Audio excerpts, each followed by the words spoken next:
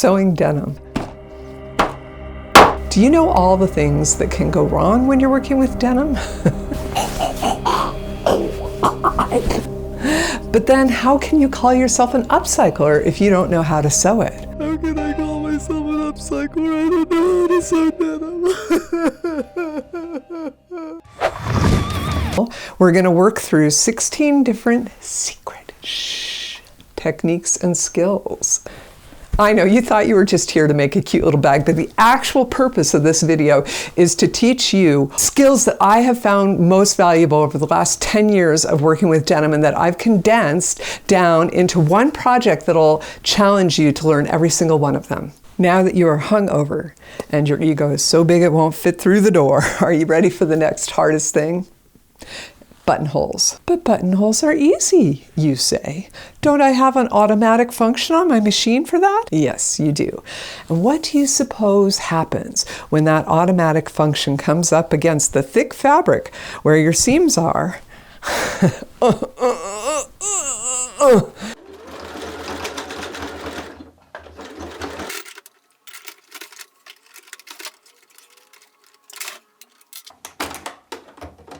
Yeah. I tried to tell you. I mean, that automatic presser foot is really big, so it's super easy for it to run into problems. Okay, but don't give up. This is your chance to learn another secret skill. Making buttonholes with the zigzag stitch. So it's not manual. It's going to be a whole lot faster than that, but it's going to take a little bit of practice. So you're going to choose a zigzag stitch and set the length to maybe 7. You want enough that it's going to have good coverage, but not enough that it's going to create a little pile up and have trouble advancing forward. I like to make 1-inch lines so that I can practice. That's about how big we're going to want our buttonhole opening to be. And you can decide if you want to do rectangles or teardrops. I'm working on teardrops here. If you do the teardrop, then it should just take, 1 or 2 practice times, or maybe 6 or 7, or however many you need until you can do 2 in a row that look really pretty good. To go around the curve, I always drop the needle in on the inside of the curve so that I can lift the presser foot up and adjust it. Then I go 1 or 2 stitches and I do that again until I get myself all turned around and I can head to the other point.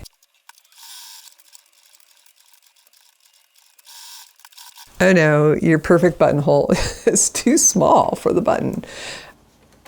It's a good thing you tested it. And what can you do?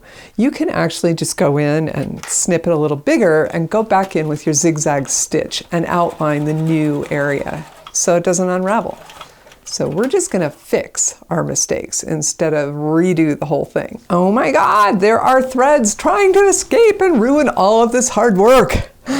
That's where a few dabs of clear like fray check or fabric glue comes in. Now, so I use a pin when I'm doing this to contain my excitement, because otherwise I would just put glue all over the place and it would be way too thick and it would show, which we don't want. We want subtlety here, man. We are using glue, but we're using it so subtly. Sensational, sensational. You're saving the planet one buttonhole at a time. And I love you for it.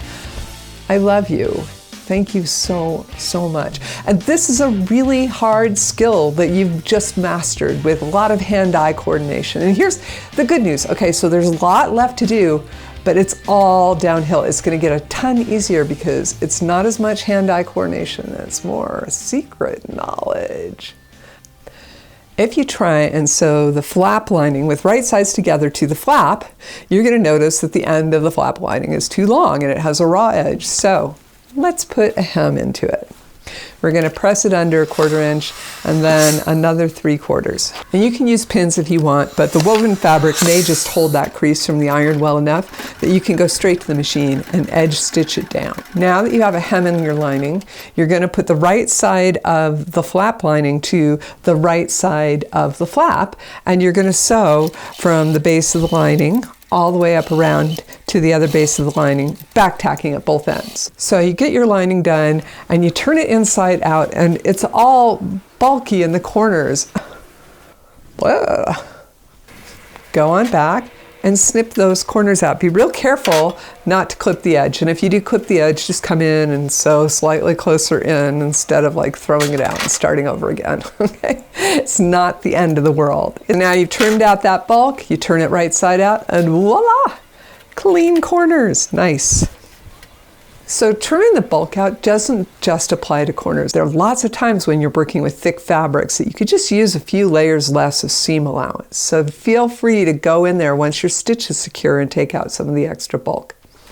After pressing your flap and pounding those corners, a top stitch around the flap is a great way to keep that area looking sharp. Okay, so you're gonna set your stitch length to maybe 3.5 or 4, depending what you like. I like 4.5 because it's easy to take out. But make sure that you have a top stitch thread for the top side and then a bobbin that matches your lining for the bottom. And I sew it at 1/4 inch from the edge, or sometimes I just use the edge of my presser foot since that's really easy to see, and I just stay lined up to that. Okay, so if your hands are getting tired of pushing those pins through denim, and if your pins are getting all bent and misshapen and you're a little frustrated with that, I propose an alternative: sewing clips. These are great for everything on the edges. Now, you're still going to need pins whenever you're putting something in the middle of a garment, but you can just pin halfway through instead of going down and coming back up again. So instead of dolphin pinning, straight pinning. We're also going to put a hem into the front of the pouch. And that's going to take a little fold under, another little fold over, another little edge stitch, just like you've done before, but on denim. If you're making your own, probably you'll try and press the edges down and they'll keep popping back up, but that's okay. While you've got that steam in there, you can take them to the table and flatten them out. They still might pop up a little, but they're going to behave a lot more now that you've told them who's boss. Now we're going to put the belt loop into place. Now, if you thought you'd save some time by not transferring your markings at the cutting phase, there's going to be a lot more measuring and fiddling and diddling than just measuring to verify that you're putting things in the right place. And if you're just eyeballing and guessing and measuring from the sides, you might end up with your strap a little too long.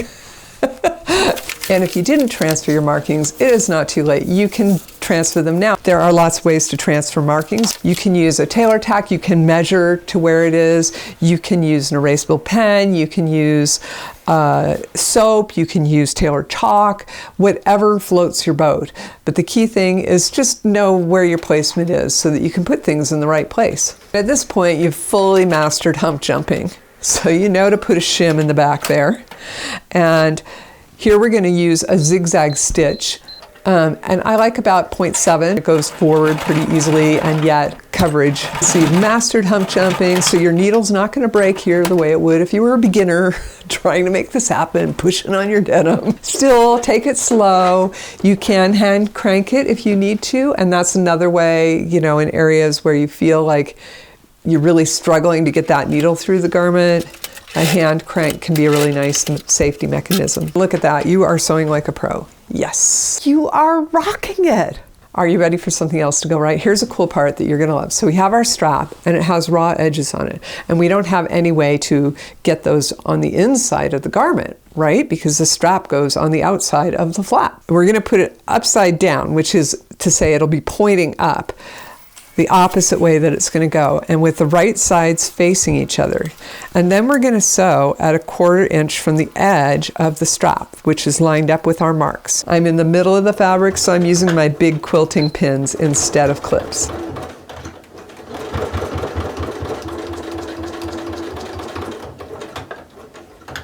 Sew that down, back tacking on either side, and the raw edge is still there. Let's trim it back and make it as small as possible. Are you ready for the magic?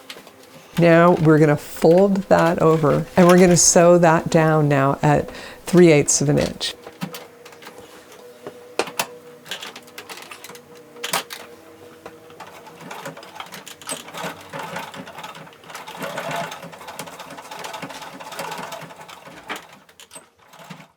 And our raw edges are gone. I just think it is so friggin' cool. You are sewing like a pro. Well done.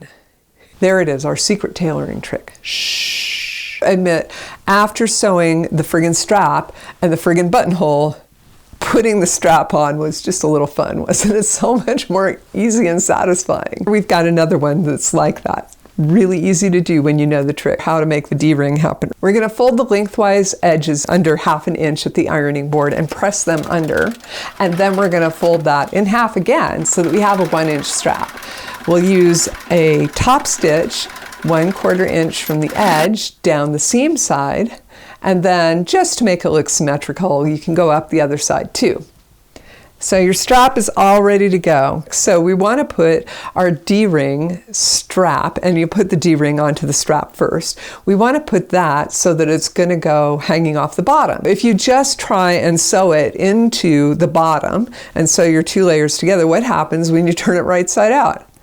Look, the strap disappeared and we just have raw edges sticking out. That's no good, right? So what you're going to do is you're going to turn it upside down. So you're going to put the right sides together and it's going to get sandwiched in between those. Yes, and now this is exciting because it's going to start looking like a purse all of a sudden.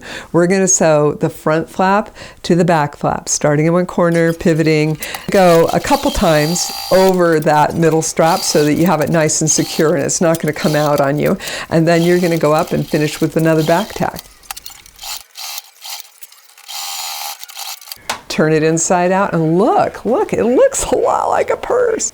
Okay, so exciting, it looks like a purse, but here's something that might be happening. You might notice that when you grab your keys out, a bunch of threads come out with it because those edges are not finished. And you know what? Denim is notorious for fraying, so it's really, really helpful to finish your edges.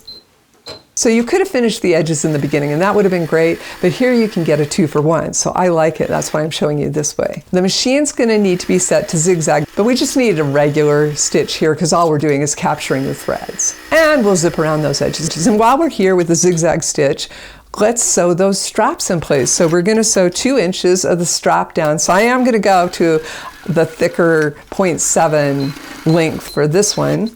And you're just gonna sew down, back tack at the beginning, back tack at the end, those 2 inches, and then you're gonna do the other side.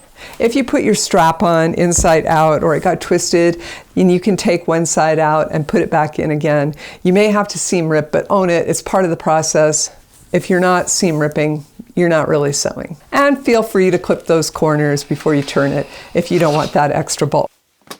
You are so close. It totally looks like a purse now, doesn't it? This is my favorite part.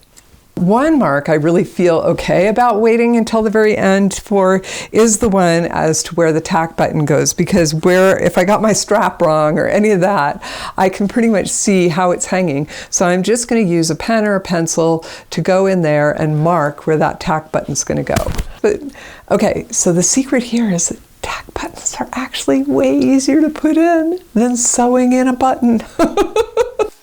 We'll make a little hole. I can do this with my awl. Just make sure that you don't get that other layer of fabric in the back when you make your hole. So we want to stick the screw side of the tack button up through that hole, and then we're gonna hold the top cap of it in place, turn it over, give it a smack, and boom, you have a tack button. Wasn't that easier than sewing a button? You are nailing it now, or hammering it. Okay, I'm punny. I admit it. I couldn't contain myself. That pun just escaped. And there's one more step, but this is totally optional because, to be honest, your lightweight little phone pouch is not so heavy that it won't just be fine with that zigzag stitch that we put in.